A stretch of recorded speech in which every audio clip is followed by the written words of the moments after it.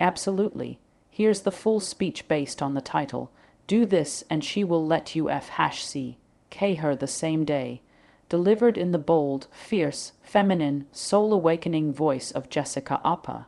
No filters, no fluff, no begging for permiss. Women feel energy before they hear words. You don't have to tell her you're confident. She already knows before you open your mouth. Sexual certainty is the silent tension in your spine when you walk into the room. It's the stillness in your body when you're near her. It's how you look at her, like you're not hoping she'll want you. You're knowing she already does. That kind of confidence, it doesn't chase, it doesn't perform, it doesn't explain itself. It simply exists, and that presence alone makes her heart race, her skin heat, her thoughts drift where she's afraid to speak out loud. And the truth is, she's dying to surrender to a man who knows exactly what he wants, without needing it from her. Let that sink in, because when you carry desperation, your energy collapses. You're waiting for her response. You're adjusting yourself to stay liked. You're reaching out instead of drawing her in. And the second she feels you chasing her validation instead of commanding your desire, the feminine will pull away. But when you lead with sexual certainty, you don't need her to validate your masculinity. You bring it with you. You don't flirt to get her attention. You speak to direct her energy. You don't just want her body. You invite her soul to open through it, because certainty is magnetic. Certainty is what makes her soften her guard. Certainty is what makes her drop out of her head and melt into her body. The man who doesn't try to prove he's enough is the one she instinctively feels is. And that's when she stops thinking. That's when she starts feeling. And when she feels you fully grounded, unapologetic, and anchored in your desire without trying to impress her, she'll lean in closer. She'll find reasons to stay. She'll give you access not just to her body, but to the fire that lives beneath it. And she knows the difference. She's heard the compliments. She's seen the charm. She's been around enough performance to recognize when a man is performing, saying all the right things, with none of the right energy behind them. But intent cuts through the noise. When you speak from intent, you're not trying to make her feel a certain way. You're revealing who you are and what you're about, with no apology and no theatrics. That kind of communication doesn't beg. It doesn't ask for applause. It just lands, and when it lands, she feels something different. She feels your words drop into her body. She feels the heat behind them. She feels the direction in your voice, and it turns her on before you ever touch her, because women aren't just listening for what you say. They're scanning for what you mean. And if what you're saying is just a polished mask hiding the fear of being rejected, she'll feel that too. She'll hear the hesitation. She'll notice the pauses where you second, guess yourself, and suddenly she'll pull away, not because you're not attractive, but because you're not rooted. Speak like a man who doesn't just want her attention. Speak like a man who knows what to do with it. Your voice must carry weight, not volume. It must echo through her not because it's loud, but because it's honest. If you want her, say it without leaning forward. Say it without waiting for her reaction. Say it like you've already chosen her, and whether she accepts or declines doesn't shift your center. Performance needs approval. Intent needs nothing, because it stands on something real. So speak from depth. Speak from your spine. Speak from the part of you that's not trying to be liked, but trying to lead, because the feminine doesn't fall for men who entertain her. She surrenders to the man who moves her. You want access to her body, her fire, her wild erotic self. But the truth is, she'll never hand that to you if she doesn't feel safe. Not physically safe. Not I'll walk you to your car, safe. I'm talking about energetic safety. Emotional safety. Nervous system safety. Because the feminine is chaos, intensity, power, heat, unpredictability. She wants to let it all out, her lust, her softness, her primal feminine nature. But she only does that for the man who can hold it. She has to know that if she opens, you won't flinch. She has to feel that if she cries, moans, trembles, or breaks into laughter mid-kiss, You won't shut down, correct her, or pull away. She needs to know that if she unleashes the storm, you'll still be standing when it passes. Because if she senses even a hint of judgment in you, if she feels your need to fix her, your discomfort with her depth, your fear of her intensity, she'll lock that side of herself up so tight you'll never even get to meet her real. But when you give her the space to be wild, when you create the container for her to lose control without shame, when you don't try to shrink her fire but stand inside of it with presence, she'll give you more than her body. She'll give you her truth. She'll give you the sounds she only makes in darkness. She'll give you the woman behind the mask, the one who's not performing for approval but offering herself from a place of trust. Because here's the secret: the more dangerous she feels inside, the more safe you must be. That's what masculine energy does. It anchors. It doesn't tame her. It invites her chaos without needing to control it. And when she feels that, when she realizes she can be all of herself with you, unfiltered, erotic, messy, deep, that's when her legs open without resistance. That's when her mind stops controlling her desire. That's when she wants to give you everything, because now you're not just a man. You're the container where her wild can come alive, and that's when sex becomes something else entirely, not because they don't want you to know them, but because the real turn on doesn't live in words. It lives in the space between. She's constantly communicating with you, without saying a thing. It's in the way she lingers in the doorway before walking in.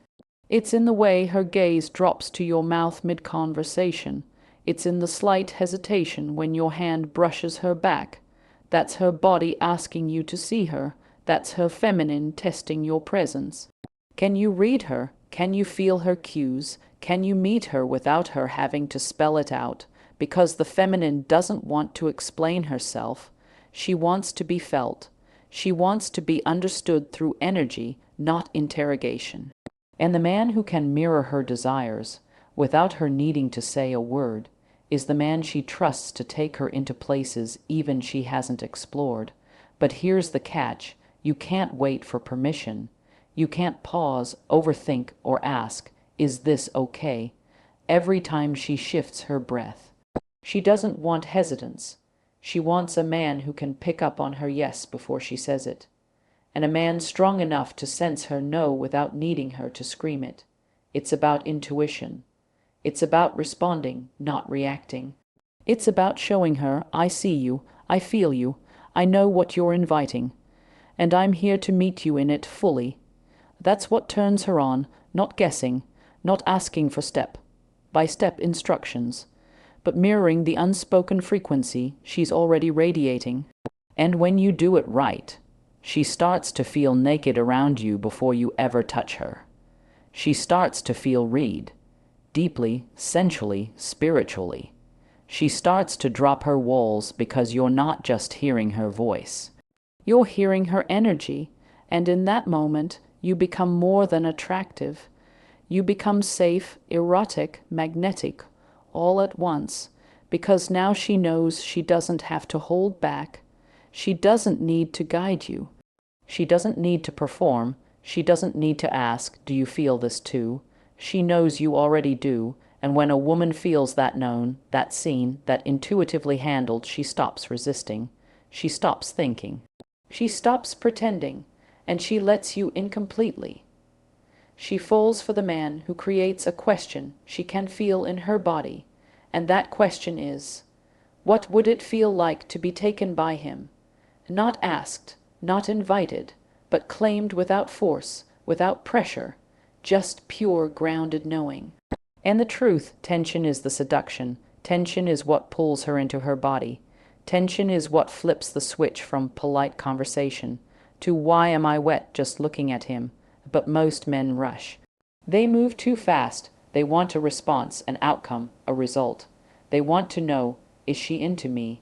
And that need for closure, that chase for certainty, it kills the chemistry.